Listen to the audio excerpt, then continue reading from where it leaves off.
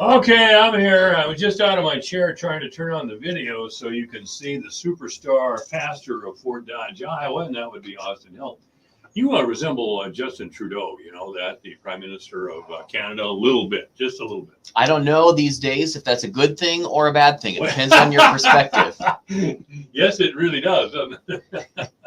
Yeah, Justin's not doing too well up there in Canada now, but he was born rich and handsome, so I think he's probably going to be all right. He's got that going no, for him. I got that doggone camera screwed up over there. Yeah, turn it a little bit. About like that? Yeah, now there you go. A little bit more. You know, I think we would have the full Austin going on there. There we go. With Austin Hill. Is that good enough? Pastor Hill is the pastor, senior pastor, as they say, at the First Presbyterian Church here in town. A great church, great bunch of people. I went there some years ago, and that's kind of. I haven't been to church much lately. I haven't been in person for a number of reasons, COVID being one of them. One I just got out of the other I just got out of habit. But we've been talking about showing up. Yeah. You know, and the great thing about having a church family, and David Feldman, one of your predecessors, showed me this, that a church family can be like your family. Yeah. They will be there for you. And I tell you, when my wife got sick with cancer and died, the First Presbyterian Church was there. David Feldman was there. He rallied the troops. And that's something you just don't forget. Mm-hmm. I mean, it was Christianity in action. Yeah. You know, and I mentioned before when I had COVID, nearly died a little about a year and a half ago. One of the First Presbyterian Church members, Steve Peterson, was over at my house all the time helping me. And took me to Des Moines for the inevitable cardiac fibrillation problems I had. And I knew Steve was doing that, and I knew David Feldman was doing what he did and the church family did, partly out of Christian conviction that a member of our family is sick and we should show up. Yeah. And they did. Mm-hmm. So how do we do this then?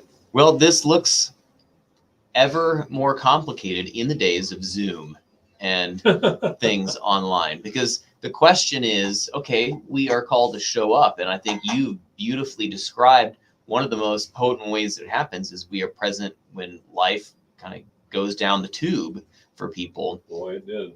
And yet now there's the ongoing question of how do we continue to show up in a Christian community when there are so many different ways that we can show up? Does it count, so to speak? And we'd have to even think through what we mean by that. But are we showing up when we watch on Facebook on Sunday mornings? Is showing up only Sunday morning in the worship service, or is it participating and serving in all these other ways? And I think, to give you the answer, I think showing up is going to be a little bit of all of these things in the life of the Christian community. It's not just Sunday morning worship in person in the building, but it's serving other people.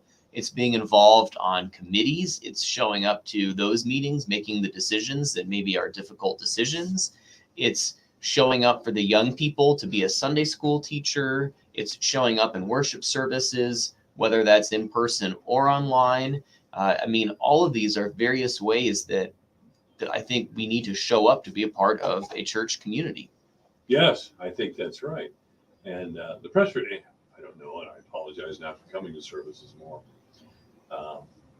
But the Presbyterian Church really used to be involved in a lot of things. You still have the wheelchair ministry? Yeah. You still have Monday, Wednesday, Friday. And we've had some new people show up. Kind of come and go. But I'd say it's about 9 o'clock in the morning. If you showed up at 9, there'd be a bunch of people there. And at the church building, or it's right across the street to the south, actually. So it's across the street to the south. Yeah, on 4th Avenue. Yeah. Okay. Mm-hmm. All right. And you can have some coffee. You can learn some skills. You don't have to be terribly handy to start out or anything. And they've got quite an operation building wheelchairs that end up going all over the world to children who are disabled. And they've made thousands of chairs at this point. What a tremendous effort that is. What a great idea. And a truly fine Christian idea, I think. It's incredible. And we've had the privilege of seeing where some of these chairs get distributed. Down in Guatemala, there's actually a fabrication center that is staffed by people who are disabled themselves. So these are people who've been given the gift of mobility, and then now they've actually learned a trade. And so they are finishing up wheelchairs there, and then they distribute them to people in communities, people who come on buses across the entire country to receive a wheelchair because they have a child who's been living on the floor, with nothing until they get a wheelchair that's then professionally fitted for that child, and a family returns home with a future for their kids. And that happens all over the world. So, I mean, that's just one example. And that whole ministry started with some farmers who loved building things, loved tinkering, and they had that passion, they had that skill, and they basically came together and said, how can we use this for something eternal? And they've been doing it ever since. Did I tell you this story? I was at a radio station in another town. It was around Christmas time. And I was playing Santa. I got volunteered because I have this full of deep voice and all this, and the gut to go with it. And we were taking calls from kids, or I was taking calls from kids. I had a producer, somebody to help me field the calls and send. And this little boy came on, about 10 years old. And up to that time, I'd been giving people Sega games. Little kid, I want a Sega or I want a PlayStation. Yeah, sure, why not? Sure, I'm sure Santa will get that for you. Some parents actually called the station and said, is Santa going to pay for all these Sega and PlayStations? Which was a good point. So I backed. But anyway, this little boy calls and he says, Santa, can I get a wheelchair? And I said, what? And he said, yeah, my sister can't walk. Wow. Can I get a wheelchair? I had no idea what to say. And I said, Santa's going to, finally came to me, Santa's going to do the best that he can to get your sister a wheelchair. As a matter of fact, let me put it this way. We're going to get your sister a wheelchair. And the great thing about this story is the phone started ringing off the hook. Merchants, private citizens, businesses. Listen, I'm such and such, and I own this business, but I'm not looking for any I'm not looking for any bump on the radio station. I'll just buy the wheelchair. Wow. And I could have easily got 500 wheelchairs that day. And that's, right there is an example of people showing up as well. And I think one of the special things about the church is that it's kind of a built-in community, hopefully at its best, to invite that kind of showing up. To create opportunities for people who maybe individually, would still have a desire to show up and to serve, but it's as we come together that we discover opportunities to do more than what we might be able to on our own. It took something like that to motivate me almost. We're talking getting involved and showing up. A lot of people showed up that day. And it's a very memorable and meaningful day. And it came about just because I was on the radio, and a lot of people heard me on the radio talking about this. It brought out the best of them because they were showing up. And those are moments you can't get sitting in front of the TV every night, like I was just doing February. Well, all those wind chills you were talking about at the top of the hour, that makes it everything all up, didn't it? A little bit harder to show up. But and I think the temptation can be to just focus on ourselves, to focus on what's easiest. And I'll be honest, it can be hard to be involved in a church. Just as we've been sharing in these recent weeks, even service organizations and other things, you have to deal with other people. You don't always agree with other people. Sometimes you serve on a board or on a committee, and it can be a slow process. And you think, my goodness, why doesn't somebody just do something already? But it's in that participation with other people who are different from us that we actually draw from one another, and we are strengthened by one another, and we are, in the end, able to accomplish far more than what we can individually. Yes, that's right. And you forget that you actually do need other people, I think. It's, I can anyway. Well, I don't want to deal with people or whatever. But that's the wrong attitude, There's a lot of really decent people out there. But I find more and more people don't want to do that daily grind of being together. You're right, they don't. We've been talking about that with bowling alone and some of these trends, and I would go so far as to say I think life is probably easier if we go it alone. Now, I don't think it's better, but I think in some ways it legitimately is easier if we don't show up. not as much as asked of us. Are you saying not showing up is a good thing? No, No. you're taking me in a completely different direction here. I'm not saying it's better. I just think it's easier. It's lazier, yeah. And sometimes that's my problem, laziness. Yeah. The easy thing is not always the best thing. And of course, it's like, well, no, duh. But I think we sometimes, especially with our faith and, well, with so many things in life, we expect fast food. We expect instant results. I go to the gym once and I think I'm in shape now. And all of those are small daily deposits that we make that over time put us in a completely different place. But it's no one individual day that got us there. Sure, some days we might feel the results better than others, but it's this day after day repeatedly showing up, making those deposits in what matters, when it's not only when it's easy, but also when it's hard. How could a child get a wheelchair without First Presbyterian or a number of good people in that other town and radio station where I was talking? Yeah. By the way, I didn't try to make that about me. I hope that didn't Sure. go that way. But I was just amazed at because I was just on the air doing my set. I think, Yeah. What do you want, little boy? And out it came, Exactly. And when you get people together, especially young and old, rich and poor, different kinds of demographics, which I think the church also is pretty good at, getting people from different kinds of backgrounds together. I think there's something amazing that happens in those moments too. I was looking at pictures a week or two ago as I was preparing one of these sermons, and I was looking at pictures on our church's Facebook page, and one came back from this last December where we do something where a church, they go out to Friendship Haven each year, and it's called Cookies and Carols. And we make a bunch of cookies and we sing Christmas carols out at the Celebration Center at Friendship Haven. And it's not just for our church, but it's often church members who live there who come. And I saw a picture there with my kids in the front row and with our exchange student there and with some church members. And I'm thinking, here's this church event that has someone from the Czech Republic, our exchange student, here meeting with people in Fort Dodge, Iowa. It has my kids who are in second and third grade. And then it has people who are in their 80s and people kind of everywhere in between. And I just think, how often do we get this kind of variety of people together for anything? Yeah. Let alone together to actually encourage one another, to sing songs with each other, to eat snacks, and in the kind of positive impact that comes there. And again, it's not just from that one night. It's not like my kids came home with some spiritual experience after eating cookies at Friendship Haven, but it's over time, and they come to know those people, and they have relationships with people in a completely different generation than their own. And imagine the perspective they get from spending time with people in their 80s. And imagine the perspective that people in their 80s get spending time with elementary school students. Sure. And the church mobilizes all of that. Yes, they do.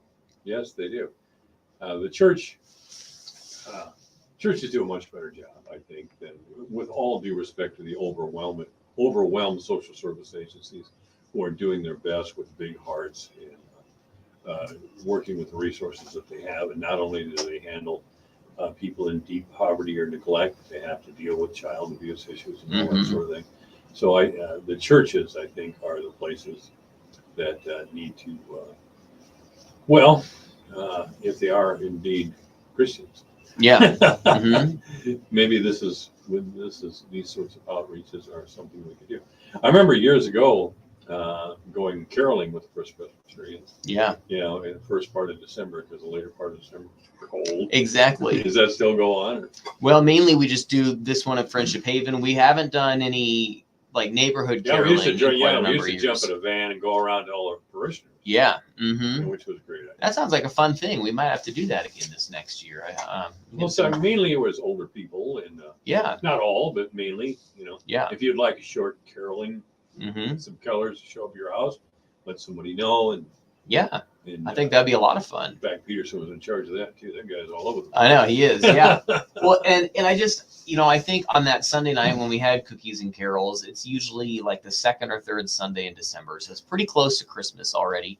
usually people are already feeling harried and busy, and they've had kids who've been in Christmas programs at school and dance and recitals, all those and, things. all of that. And it is starting to get cool. And so here it is, a Sunday evening at 6 o'clock. And I totally understand the thought of, wow, it's already a Monday morning tomorrow. It's dark out. It's dark, there's school. Like, it's just easier to stay home. It is.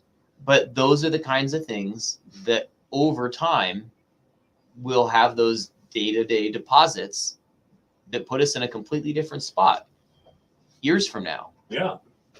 And I think one of the questions now, though, is with online, with Facebook, with YouTube and streaming and Zoom and all of that, how do we view those kinds of things? Is that showing up too? And is it what's gained, what's lost with doing it online? Or does it all do we really only need to kind of push for that in person? I don't know how you do Christmas caroling on Zoom. That's too impersonal anyway. Yeah. And, I think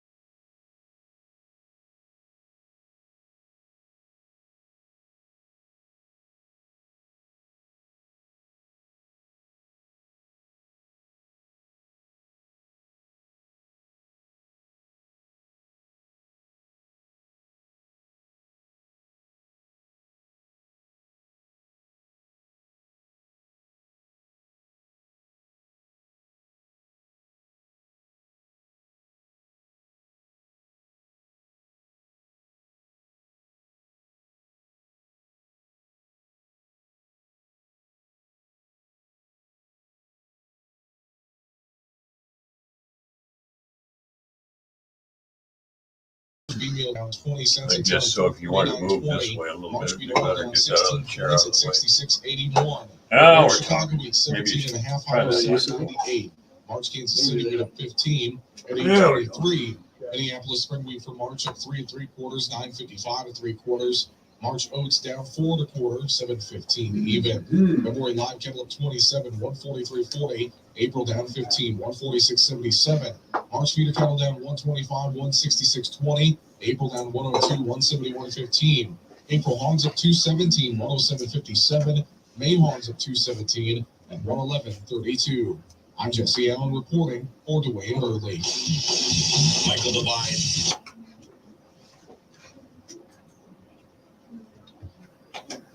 Well, that's right. And now we're going to talk sports now with Randy Cohen. Hi, Randy.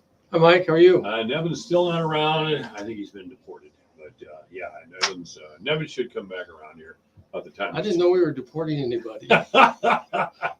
Well, in Nevin's case, he would be deported. Okay. Well, let's let the rest of the very poor people from everywhere in the world come into our country because we're just so wonderful. Aren't we wonderful people? So even more people can live in absolute poverty. That's the plan. Free Brandon. What else can you say about it? Anyway, if you'd like to join the sports conversation, it's 955-1400. 955-1400. I see a lot of basketball games. Some basketball games are taking up that free Brandon chant. And, you know, the sports announcers, what do? They go, anyway.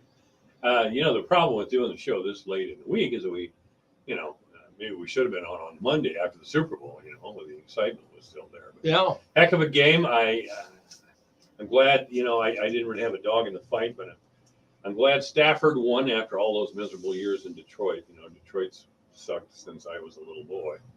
Probably before that, I don't know.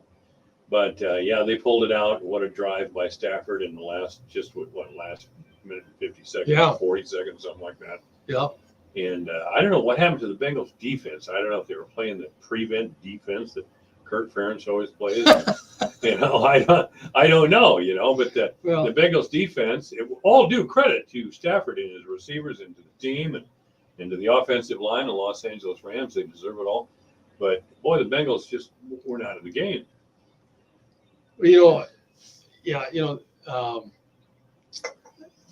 I was glad. I'm happy for Stafford. I've always liked him. He's a class young man and tough guy. Tough guy. And you may have seen the story about his wife. He's got a beautiful wife, but she had brain cancer. And oh no, I didn't know that. Yeah, about 2 years ago, God. And they showed the scar on her head. I mean, she had about a 6-inch scar on her scalp. And I think she's doing well now. They've got 4 beautiful little daughters. And gosh, I hope so. I pray for them. Yeah, so they've been through a lot, and so is he. And it's really nice to see a class guy like him have success and win a Super Bowl. Quite honestly, I thought maybe people would disagree with me. I didn't see many great plays in the game. It was kind of a boring game. It kind of was. It was a defensive game more than I thought. It was. I mean, Joe Burrows of the Bengals got sacked 7 times. Yeah. I mean, that was a lot. Yeah, and there was a couple of really good catches, but neither team ran the ball much, and it just, I just thought it was kind of a boring game. It wasn't a shootout. I thought it would be more exciting with the people on the field that were there. Yeah, and of course when they, and the Rams still won without, OBJ got, his knee injured right before half, I think it was, and that was a big loss for them, but they were still able to pull it out. But I thought compared to the playoff games leading up to that, where they're all amazingly close games, great football. Yeah, great football. A lot of great plays. This one didn't live up to that kind of situation, but anyway, it was an exciting game at the end, and of course I just love the halftime entertainment. That was just wonderful. You lost me with the halftime.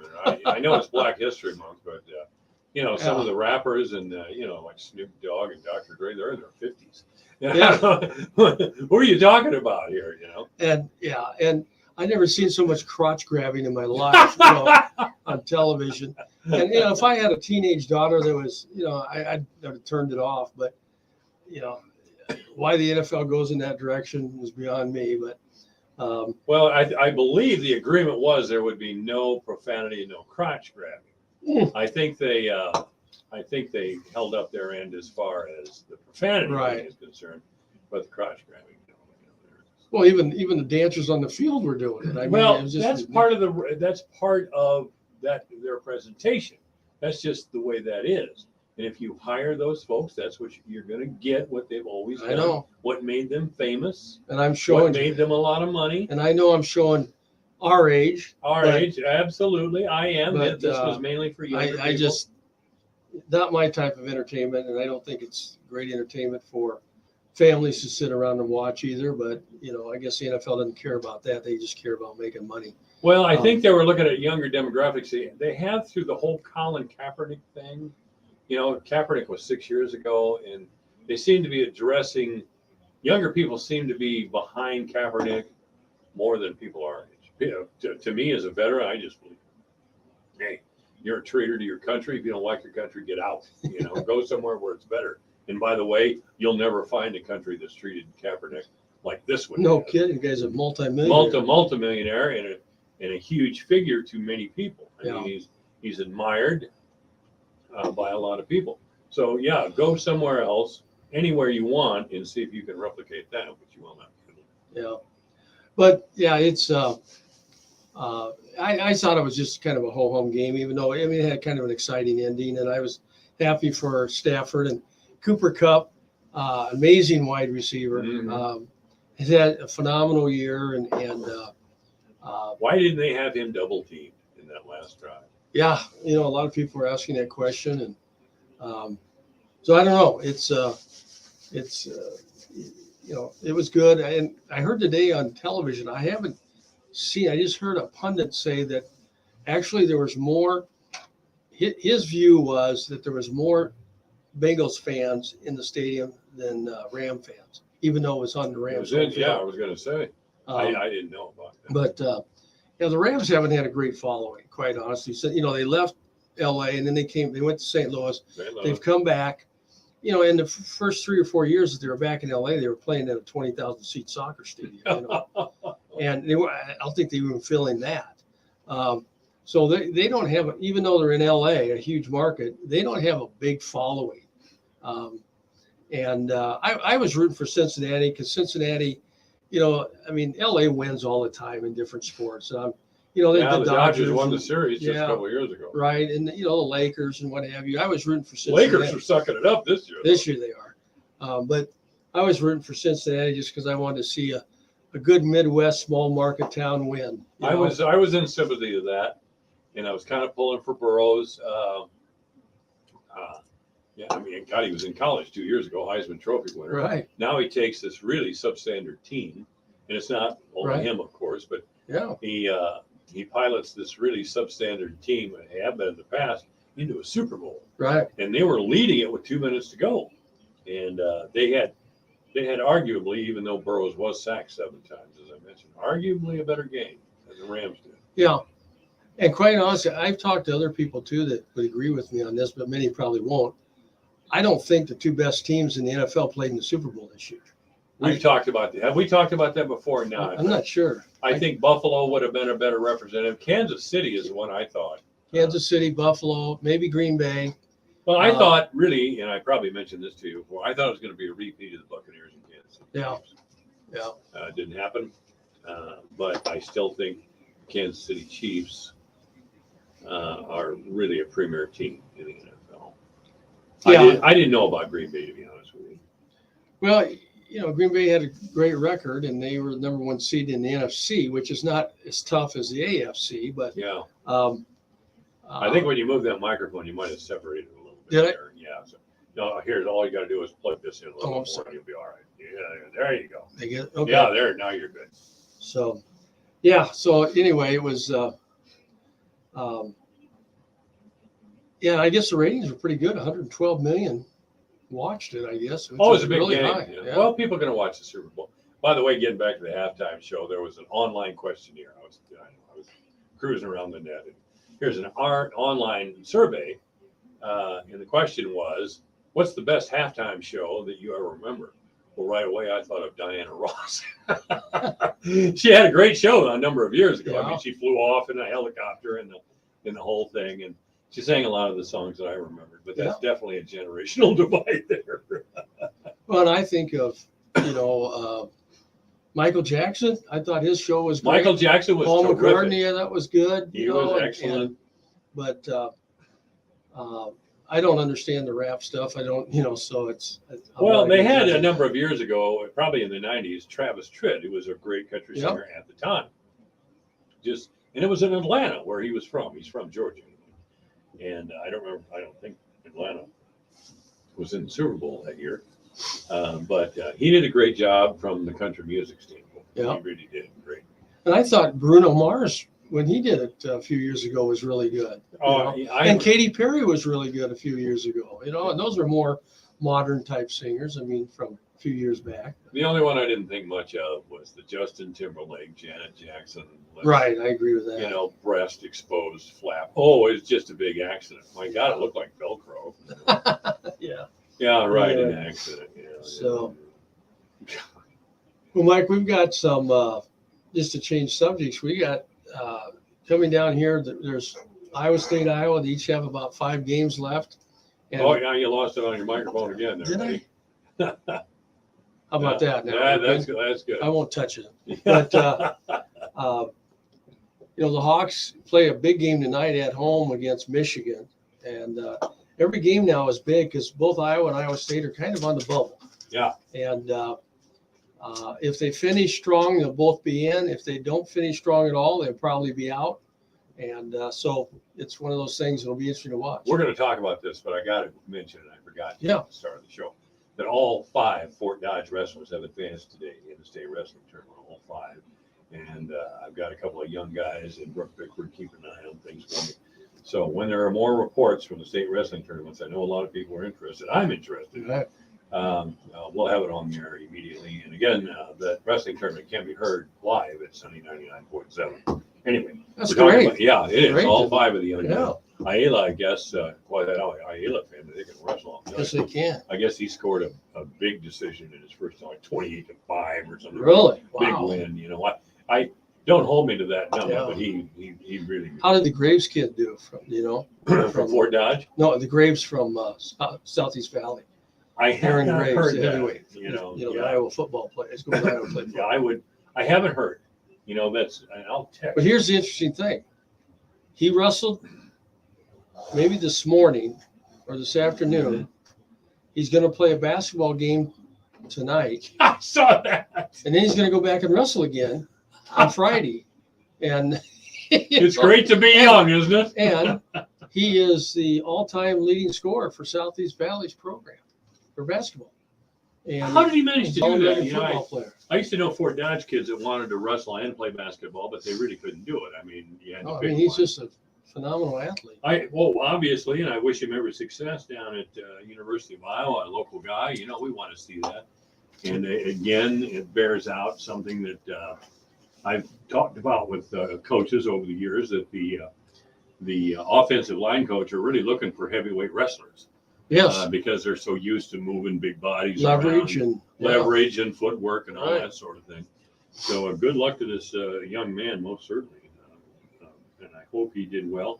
He's been a powerhouse, He's been really good. So. And speaking of Iowa football, the big story coming out today in the paper was that Ken O'Keefe, who was the quarterback's coach, is gone. He's retiring, probably asked to retire. But I was going to say that seemed to be the general tenor. I saw that. I have the Hawkeye app on my phone, and I saw that, and I reposted it to Facebook. A lot of people jumped on and said about that. Yeah. And he'd been the quarterback's coach, and I really think Nate Stanley could have done better with a different coach. Maybe I'm wrong. Or Petrus. Petrus. Petrus, he's a nice young man, and I hope he does better. Good afternoon. We're talking sports at KVFD. Hey, guys, we're talking about Aaron Graves. Yeah. He defeated his opponent in 1 minute and 46 seconds. That's great. Is that the only? Yeah, and then he plays tomorrow morning, wrestles tomorrow morning at 9 again. 9 o'clock tomorrow. So he's Yeah. done today. He's done wrestling today. Yeah, he's probably on his way to Gowrie. go to Rolling Story. Yeah, play basketball. That's a great story. Hey, thank you for calling. No problem. Really appreciate that. Well, that's good news. That's good news. That's really a unique thing. It really is. It truly is. But yeah, so it'll really be interesting to see who the Hawkeyes bring in to be that quarterback coach, because that's such a critical position, and we've been quite honestly below average in my opinion at that position. Stanley, you could probably rate, was an average Big Ten quarterback, and Petrus, when I think I read in the paper today that Iowa's total offense was like 124th out of 130 in Power 5 football. Yeah. So we were right at the bottom, and so and O'Keefe was, Ken was 68 years old, and so I'm sure they kind of went to him and said, "Hey, it's time to step down. We've got to go in a different direction." So I mean, I don't have any inside information on that. Never mind that Kirk Ferentz will still be there when he's 74. Yeah, but so anyway, that'll be interesting to see what happens there with that position, because that's such an important position. There's It is. no question about it. Yeah. A man 68. Of course, I'm older than that. So are you. I hate to admit that he may not have kept up with the times, And I always, Randy, quarterback 25 years ago before Dad Senior High. Heck was family. Yeah, Randy Reiners. He went to the University of Iowa. Hayden Fry was there. Of course, Hayden was old school. He wanted a drop back in the pocket quarterback. And I don't think Randy's media started once or twice, but he really didn't. He wasn't their top quarterback. But when he played, he started his senior year. Did he start his whole senior year? Okay. Yeah. Well, God, we're talking mid-90s probably. I think we probably are. Anyway, my point is that when Randy was in high school, he was a scrambler. He could throw the ball on the run like nobody else. Yeah. And he could. I was down in Urbandale watching him play one time, and he ran to the. I was with the Fort Dodge people, the visiting people, of course, and he ran to the far side of the field and threw across the field to Conrad. It's Jeff's son, Jeff and Jill's son. It was incredible. I'd never quite seen anything. I'd never seen an arm like that on the run from a high school kid, except from Randy Coolman when he was Humboldt. No, not even close. But and back in those days when Hayden was there, I mean, most schools weren't using running quarterbacks. No, they weren't. No. And the game of football has changed so much now that I think most people agree you got to have a quarterback that can run at least enough to extend plays, get out of the pocket, protect yourself, and either make some plays with your legs to get a first down or at least extend the play and find an open receiver downfield. But sitting back in the pocket like a statue anymore, you're just going to be a sitting duck. And that's what we've seen at Iowa for the last few years. And, it just – and consequently, that's why our offense is ranked 124th in the nation. Yeah. So we'll see what happens with that. But I thought that was interesting news, to say the least. I've said on there, maybe not on the sports show, but I've said through this last football season, if you want to see a precision drop back in the pocket quarterback, you better watch this year and watch Tom Brady. He was one of the best, if not the best, but he's the last of his kind. I mean, Brady was the greatest of all time. I have no trouble with that. But the quarterback of the future is not going to be a drop back and sit in the pocket and be home. Right. And Brady, but the thing about Brady that made him so good at it was, he could read defenses very well and quickly. Sharp guy. And he got the ball out quick. Real quick. He wasn't sitting back there for 4 seconds. He was getting the ball out quick and with some real skill. Yeah. So, it's even in the NFL, the running quarterback, even like Mahomes. I mean, let's face it, Patrick Mahomes is a running quarterback. Oh, absolutely. That's who I'm using as one of the examples. Kyler Murray down in Arizona tries to do it. He's a great running quarterback. I don't know if the team he's with or he really hasn't had a chance to show his best stuff yet. Well, they. He's good. He's a starting Yeah, he quarterback. got in the hurt. NFL. I mean, he was having a great year until he got hurt. But Joe Burrow can run. I mean, this kid's fast, and he made against Kansas City. He made a bunch of plays with his legs. Yeah. Um, Oh yeah. And so, yeah, you're going to have to do that anymore just to protect yourself and make plays because the defenses are getting so complex with blitzes, all kinds of blitzes and everything. You got to have a mobile quarterback. Randy Cohen's our guest, by the way. Ben Egley won by decision at 182. Unfortunately, Keaton Nichols lost by pinfall to Maddox Johnson of Norwalk. So that's the update, and we'll be back. This is AM 1400 KVFD. Us online at yourporkdodge.com, on Twitter at jmike. It's 4:30. Farm Up Capital, the lender who believes in your potential. Saying yes more often than they say no, Farm Up Capital offers unique terms based on your proven ability to produce instead of how much they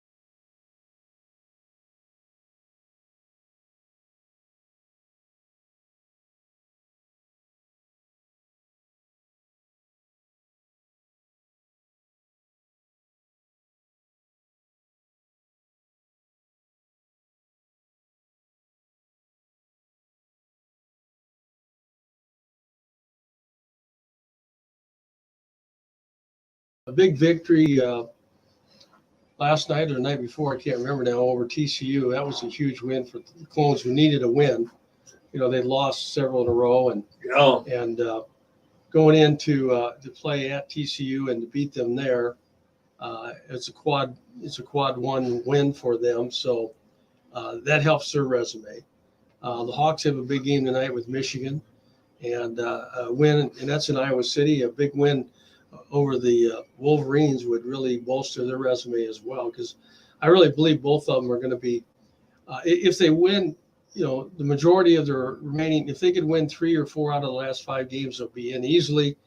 If they win 3 out of the 2, they'll be on the bubble. If they win, 3 out of 5, if they win 2 out of 5, you know, they're going to be close to being, you know, one of the last 4 out. So these last 5 games are going to be critical for them in regards to the upcoming NCAA tournament. Yeah. Do you believe the Hawks have looked better as the season's gone on? You know, they've been pretty much, I mean, geez, the other night they played Maryland, and that was the game where Bohannon hit 10 threes. That's right. And but the Hawks blew Maryland out. We were up 30 on Maryland and just absolutely embarrassed Maryland at Maryland. Yeah. And 3 nights later, Maryland goes to Purdue, who's one of the best teams in the country. Tough team, beat Iowa. And and almost beat Purdue. Got beat by 2 points at Purdue. So, I mean, it's kind of crazy how the game, you know, teams are up and down. Everybody's been kind of up and down. If the Hawks are shooting the ball well, which they have been lately, then they're pretty good. If they are not hitting their shots, then they're pretty mediocre. And then you can say that about a lot of teams, Iowa State included. If they're knocking down threes, they're probably going to beat people. But if they're not hitting those threes, they're going to struggle. And they have been shooting poorly. Now they came back the other night against TCU, and they went 5 for 9 from the 3 in the second half, and ended up holding on to that victory and pulling out a big win on the road. So it really does come down, and that's true for all teams. I mean, the 3-point shot has become such a dominant factor in the game Really of basketball. has, hasn't it? Really has. And so that if you're shooting it well, chances are you're going to win, and if you're not, you're probably going to lose. And so it sounds really simplistic, but unless you've got a dominant inside game, which neither Iowa or Iowa State has, then you've got to rely on that perimeter game. And if the perimeter game's cooking, you're in good shape. If it's not cooking very well, you're going to struggle. You even see some of the high school kids bombing them out every now and then. Yeah. You know, of course, here we are talking like a couple of old guys, at least I am. Back in my day, when I watched the basketball players practice, because I knew a couple of guys that could play basketball, but the coach would always be yelling at them and get into the basket. You know, get in the paint, get into the basket. You know, get it out of the peach basket. yeah, that's right. All those things. Who was your high school coach? High school coach was John Westfall. John Westfall. And he was a very successful coach for Humboldt for a number of years. Yeah. Okay, good. And yeah, the game has changed with the 3-point line and the shooting and the other part of the college game is the guys are bigger and faster and more athletic. It's hard to score inside because, I mean, you get your shot blocked all the time, and so it's even tougher today than it was, 15, 20 years ago to be able to score inside, just because the athleticism has improved so much. So, and the thing that's kind of going the way of the dinosaur is the mid-range jump shot. Yeah. If you're going to shoot an 18-footer, you might as well step back 3 feet and try to get a 3-pointer. That's right. And that's what they're being taught now by the college coaches. I've seen college coaches pull a guy from the game and chastise him because, he shot a shot inside the 3-point line, maybe just inside the line. Just inside the line. And the coach is pulling him out saying, what are you doing? Get behind the line, Well, that 3-point shot is a fan favorite too. Yeah. They love it. And I mean, because it's 3 points versus 2. Yeah. And It's it a half a basket extra. it has changed the game. So, so there'll be both Iowa and Iowa State have some big games coming up, and I don't know who Iowa State has next, but should have looked that up. But Well, I've got their app here somewhere. And, There's the Iowa State app. Slow in this building. There's too many computers in this building. Oh, okay. Well, and I haven't got the greatest phone in the world. I just, my son told me a number of years ago, I was looking at $1,000 phones, and he looked at me and said, "What are you buying one of those big phones for? The only thing you want to do is get phone calls, make phone calls, and text." He said, "You're not going to watch movies, you're not going to play games, you're not going to do any of those things." He was right. Yeah. So I got a lot cheaper phone. I don't think he does those things. A lot of younger people do. They got their phones going all the time. It's not But this gets to be an exciting time for college basketball coming down the pipeline because so many teams are making that final stretch to position themselves, get in the tournament, or position themselves for a higher seed, and then you're shortly after your regular season's over, you go into your conference tournaments, and you want to do well there, and then get yourself in the tournament. Oh, here it is. Coming up Saturday, it's Iowa State versus Oklahoma. Yeah, and see, that's a game that That'll Oklahoma. be a great game. That'll be in Ames. Yeah. And that'll be a good game. Oklahoma's a good ball club, and Oklahoma beat Iowa State at Oklahoma. But that's a winnable game for the Cyclones too. So And then the Clones turn around on Wednesday and play West Virginia. God, the pressure the colleges put on these very young people. oh yeah, they don't and have much time to rest. And they're supposed to be academically eligible somehow. Yeah, We've got away from the classes like Ronnie Harmon used to take, with billiards and bowling and all this sort of thing. So, yeah, that's quite the thing. But Iowa State beat TCU. They got beat by Kansas State. I thought they were going to beat Kansas State. I really did. well, yeah, that was one that they let get away. And again, it was a game of two stories. Iowa State played really well in the first half, shot the ball well. Kansas State didn't. And then the reverse happened to them in the second half, and Kansas State made a big comeback. And I think they beat them in overtime, didn't they, if I remember right? I think so. I saw the Texas-Iowa State game a couple of weeks ago. Iowa State just didn't show up at that game. It was one of their really down games. Yeah. Texas stomped them. I mean, it was 63-41. Yeah, that was not a good game for the No, Clones. it really wasn't. I mean, the Cyclones, they just had a bad game. They really did. But they beat TCU. What the heck? Yeah, so they'll be, but beating TCU at TCU is a confidence builder for them, and hopefully that'll get things rolling for them in the right direction and in the right mental attitude and confidence builder, that sort of thing. And in the Hawks tonight, that'll be an interesting game. Michigan's a good ball club, but Michigan's been up and down as well. I mean, they've had some really bad games. And then they've had some outstanding games. There games. again, buddy. You got to fix your microphone. Just Oh, push that's it a in. touchy microphone. That is a touchy. Well, these things are kind of old. I'm kind of old. So anyway, yeah. So the Wolverines tonight. Look out. Yeah, and ESPN was predicting Iowa had a 77% chance of winning that game. I thought that was kind of a high percentage. Because when I've watched Michigan play lately, they've been awful good. They got a big physical center named Hunter inside. It's like 6'11", about 280. And he's kind of a Luka Garza clone. Oh, really? He's a big kid, big physical kid. I used to like to watch Garza, boy. Yeah, but What team did he get drafted to? Where's he playing? He's with Detroit Denver? Pistons. Oh, Detroit. Yeah. Okay. Yeah. Well, here's another killer schedule. The Wolverines tonight, Ohio State tomorrow. And then, Tomorrow. Saturday, the 19th. I beg your pardon. So they play Indiana the Ohio State on Saturday. Saturday. Okay. And then Michigan State on Tuesday. And Michigan State on Tuesday. Yeah, that's three tough games. 3 tough games in a short period of time. I keep forgetting today's not Friday. Yeah.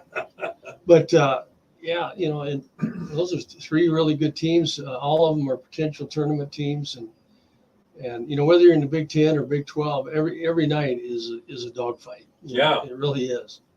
And there's a lot of pressure on you, and so it'll be interesting. If the Hawks can get 2 out of those 3, they'll be in good shape for the tournament. Mm-hmm. Yeah. Because those are resume builder type wins that the committee will look at. Ohio Sure. State's got a tough team. they're very good. And who was the third one? Michigan State. Oh yeah, Michigan State. Michigan State. Now, Michigan State has lost, I think, 2 games in a row now, so they're kind of on a downward trend. But 2 weeks ago they were in first place in the Big Ten, and now they've dropped a couple too. Matter of fact, they got beat at Penn State the other night, which was a real surprise. And, the other team that's really surprising people that's won 4 in a row against rated teams is Rutgers, and Rutgers beat, I think, who they beat? Purdue last night. So It seems to me I saw Rutgers play a little bit against Maryland. Didn't they beat Maryland? I'm sure they did. Rutgers they beat Iowa, they beat Purdue. I think they might have beat Ohio State. Wisconsin. I can't remember, but they've won 4 big games in a row, and they were kind of struggling there in the middle of the season, and they've really got it going now. So Okay. it's and you want to be playing your best basketball, of course, at the end of the year. And right now, I think, Iowa's won 3 in a row, so they're playing good ball. And what they did at Maryland was amazing. They played outstanding basketball against Maryland. They shot the lights out. Yeah. Not just Bohannon, but everybody else. Keegan Murray, in the last 2 games, he scored 30 and 37 points. Yeah. So, he's playing with a lot of confidence. If he can stay out of foul trouble, that's big for the Hawks. And so it'll be a fun game to watch tonight, 6 o'clock on 6 ESPN. o'clock. ESPN. You bet. So and then unfortunately, both the Gale boys and the Dodger boys have been knocked out of the. That happened pretty fast, Yeah. didn't it? Yeah. Yeah, and the Dodger girls, I think, are playing tonight. Actually, Are they? they won their first game, and I think they play again tonight. Are they playing in town? Or I'm not sure. I have to look in the paper. somebody knows if the Dodger girls are playing in town tonight? 955-1400. I think it's. We got a helping hand a little while ago from the guy on wrestling. Let's see. No, they're not playing at night. Doesn't look like. Not playing tonight. No, according to the messenger. Here's a great sports quote from your from the Chicago Bears, your team. Yeah. I never set out to hurt anybody. I never set out to hurt anybody, unless it was an important game. That was Dick Butkus. Oh yeah, I was going to say that sounds like Dick Butkus. And then I'm going to hurt you. Oh yeah. God, if you look at some of the old films of him, gosh, he was a tough guy. I wondered how he played today or what he looked like today. I think he'd hold up right in there. And getting back to Super Bowl just a little bit, Aaron Donald, we never mentioned him on the defense, Rams defense. Tough as they come, man. Yeah, he had a great game, and they double teamed him most of the game. Mm-hmm. But every once in a while, they wouldn't double team him, and then he was sacking the quarterback when they didn't. Oh, yeah. Yeah, he's outstanding. There's rumors that he may call it quits at the age of 30. He may retire. No kidding. Yeah. He's, that's kind of the rumor floating around right now. And, he's in the prime of his game. He is. He really is. So it's tough to be down in the trenches all that time. Just slugging it out on the line of scrimmage. You can do that for a long time. I think the Rams had an offensive lineman, the oldest guy in the game, Yeah. Jason. What was his name? Whitworth or something. Whitworth, something like that. 40 years old. He looked 42. Yeah. His Yeah, he beard did. He was bald. His beard was all gray. Big guy, of course. But I think he's calling it quits after this. Yeah, I think he is. And they had a really cute picture on the internet of his family in the crowd while the game was going on. His younger daughter looked like she's 7 or 8 years old, was reading a book while the Super Bowl was going on. Why did I have to come here, Mom? She's sitting in a $20,000 seat reading a book, Hey, we all have our preferences, and that's okay. Well, I say, hey, kudos for her. At least she's reading a book. She's not, She's not doing on her phone. Yeah, she's not bugging her mother or whatever. She's paying attention, and that's a great thing. Yeah. Well, she probably grew up. It's just Dad's job, and what do I care? Yeah. To us, it's a big deal. Yeah. Right. Yeah. Yeah. To her, it's Dad goes off and plays football every weekend. Yeah. So what's the big deal? Right. That's right. They, it's and that Super Bowl is getting. It's big. There's no question about it. But my gosh, the price of these tickets is just ridiculous. Oh, it's way too much. Cheapest ticket, the cheapest ticket was $4,000 for the nosebleed seats. Way nosebleeds, yeah. And Some of the, I don't know what some of those box seats sold for, but they must have been $500,000 or more. well, for one game, a box seat, not the seat, but the box. If you had a skybox with, maybe I don't know, 12 or 14 seats in it, was $900,000 Is that right? for one game. For one game? Yeah. Well, that's out of my price range. I could write a check, but it bounced clear to Los Angeles. It's Andrew Whitworth, I guess. I thought his name was Jason. Okay, Andrew. Okay, yeah. Yeah, he was 40. Yeah, he was born in 1981. December. But I'll tell you, that guy is big, and he doesn't have much body fat either. He's a big man. Big man. Oh yeah. Well, offensive lineman. He better be. Played ball at LSU and yeah, he retired. I didn't see that. That's 40 for an offensive lineman is really amazing. That is. It really is because they're in the trenches all the time, and people are constantly rolling up on them, and your knees usually just don't last that long. And That's right. And to be 40 and still be playing as an offensive lineman, pretty amazing. Well, it's pretty amazing for anybody in football to play till they're 40. Right. I mean, even baseball, basketball, those games aren't as physical as football is, but to find a 40-year-old athlete still in the pros, that's really something. I know we got spoiled with Brady there. He's 44, but even he had enough, and he looked good this year. Yeah, maybe. He looked good this year. I watched him play a few times. He looked good. Oh yeah, he had a good year. As a matter of fact, he was runner-up MVP. Yeah. To Aaron Rodgers.